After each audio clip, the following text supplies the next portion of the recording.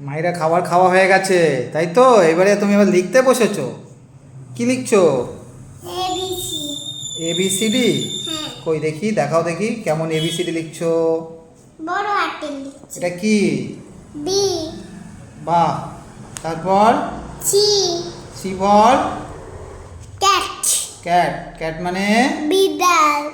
তারপরে লেখো। ডি। হুম। D for dog. D for dog. Dog. D for cow না? ডি ফর ডগও হয়।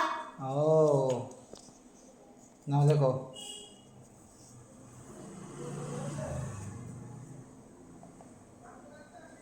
তাড়াতাড়ি লিখে নাও, ওগুলো লিখে বাড়ি চলে যাবে মনে? ই। ঠিক আছে? কি খাবার বলেছি? খাবো। খাবার এক্ষুনি খেলে তো, আবার কতবার খাবে খাবার? কই খাইছি? হ্যাঁ।